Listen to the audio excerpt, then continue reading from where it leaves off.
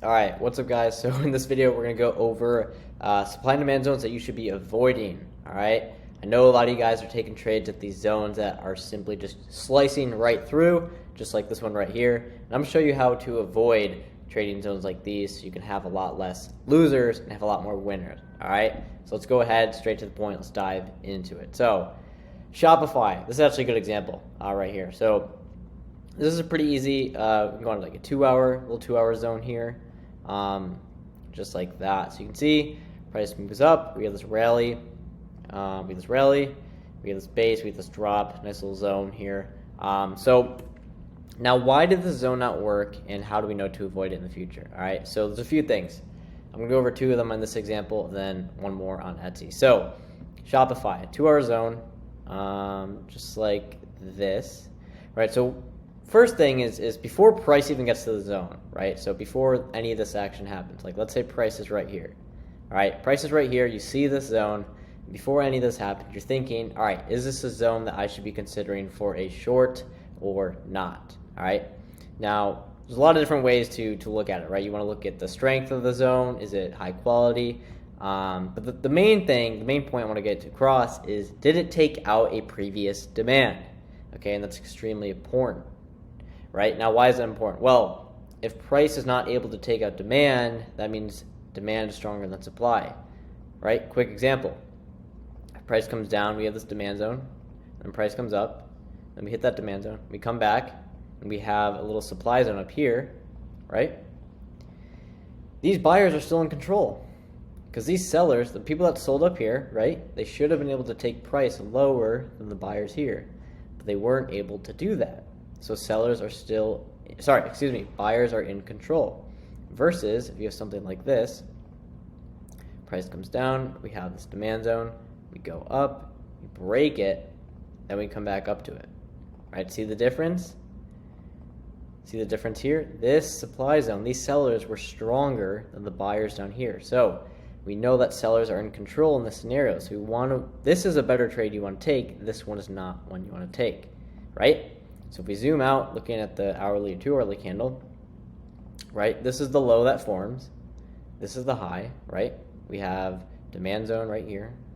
Price actually bounces off demand. And at this point, you're thinking, okay, well, the sellers here were not strong enough to take out the buyers here, take price below the buyers here. So you don't want to be shorting there, okay? This is where you expect price to keep going up. Again, you can take it back to the basics. In an uptrend, price will continue to go higher. Demand will hold, supply will not hold. In a downtrend, the other way. Okay, so it's just another way of looking at it and framing it so you can avoid this supply zone. All right, now let's go over the next point. Okay, so that's point number 1. Write it down, get it in your head, whatever you got to do. Point number 2, you want to zoom in on the smaller time frame. This one is a little bit of a delayed reaction. Okay, it's a little bit more of a trade management type of maneuver, but it is still very important to understand. So now we looked higher time frame. Now we're going to zoom in smaller time frame, right? And so this is a 2-hour zone, right? It could be a 4-hour, a daily, whatever it is. Then you want to zoom in on like a 30, 15, 5, or 1 minute. Okay, you want to ideally look at all time frames, but for this example, we'll look at the 5 minute. And you basically just apply the same concept, right? So if we go back to our 2-hour, our zone starts right about there. Go back to the 5 minute. Let me go back actually. Draw it from right there. Because I think 3-hour, 1 hour. Yeah. So we can draw it from there, go on the 5 minute. We're like, okay, price actually hits the zone right here. Okay. Even if you had it drawn a little bit higher, same rule still applies. So price hits the zone right here. Now you got to think, okay, after the price hits the zone, we look and we say, okay, where is our demand zone? Well, we have a demand zone right here. We have another demand zone right down here. All right, so you got identify your demand zones when price is approaching the supply. Because you got to understand, for price to even get up to supply, it's got to be in an uptrend, right? Price needs to go up to reach supply. So there's going to be demand zones most likely in the way. And then you say, okay, we have demand coming up to supply. We have a higher time frame supply. So remember this. We have a 1-hour or 2-hour supply zone here. And the sellers of this zone couldn't even take price below a 5-minute demand zone. Think about that for a second, right? Higher time frame context always wins. You have a nice 2-hour zone, and it couldn't even, after price hit it, after the sellers came in, couldn't even take price back below a 5-minute demand zone, okay? So let's say you get in short, maybe you wait, whatever it is. At this point, when price bounces off demand and starts creeping back up, you got to say to yourself, maybe I should get out of this trade, or maybe I shouldn't take the trade at all, right? Because you got to think, if supply is not able to take out demand, buyers are still in control, right? And now you're thinking, Jordan, well, you have 2 demand zones here. Do I do this one? Do I do this one? What about this one down here? How do I know which zone to use? Well, the real answer and the best answer is that there isn't a specific zone. At the end of the day, it's just probabilities, right? So if price were to come down and break all of these zones, right, that would be a higher probability that price is now going to end up going lower. And so you can wait, look for a pullback, get short, target down lower, right? Now, if price is able to get through 2 of these zones, but hold this demand, now you got to think. You got to say, well, maybe in the short term we may see a little weakness, but overall, right, there's still some strong buyers down here, right? That's still not that strong of a zone, right? And if we only take out one, but we end up holding, the mid demand zone, we end up coming back up. And you got to say to yourself, well, we were able to break this, but we held demand down here, and the odds of price moving lower is less likely. So it's just a probability. It's just whichever one you want to take in your hands. Ideally, the best one is we break all 3. Then you can wait for your pullback. That's going to have the best chance of success for you. But if you want to be a little more aggressive, you can get a better risk reward. Then you simply wait for the first demand to break, take the short, and then you're going to have a much better risk reward, but a less win rate. So it's just that trade-off that you're going to want to make with it. All right?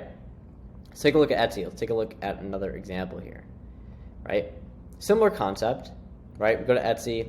You have a nice little demand zone down here. Right? Let's see if it looks like 4-hour, 3-hour.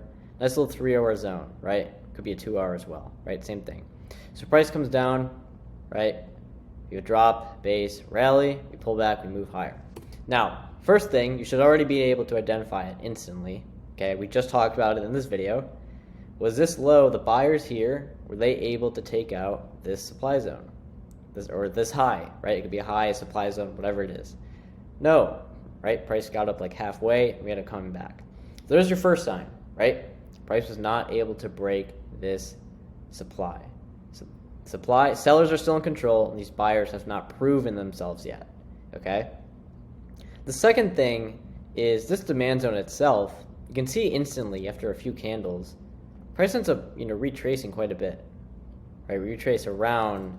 We pull out a Fibonacci here from this low to this high, around more than 50%.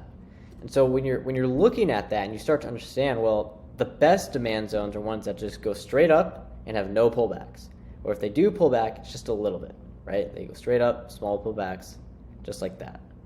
When you see a deep pullback, right, this one pullbacks around, like I said, about 50%, that's a sign that this is not that strong of a demand, okay? You really want to see price take off fast, able to get above supply without any little resistance, right? Then consolidate above there, and then you're going for the pullback later. If price just goes, like this, and then immediately pulls back very quickly, and then starts consolidating here, it's not a good sign, okay? You want to see price shoot very fast, and then come back down, right? So a zone like this is not one that you would want to take, okay, for those obvious reasons that I just stated, right? You can even go ahead and zoom in and be like, you can even look, go back to the other point I was just making. Price came down, we hit demand, do we even get above a 15-minute supply zone all the way up here? No. Price never even got above this. Price never even reacted at all, right? We came here and dipped right through it. So using those points are going to help you essentially get out of not taking good trades, not taking bad trades, right? What you want to do is stick to your A+ setups, stick to your high quality setups, right? You don't want to be taking trades that are like this. If you're able to do this, you're going to see a much better win rate and you're going to take a lot less losses, okay?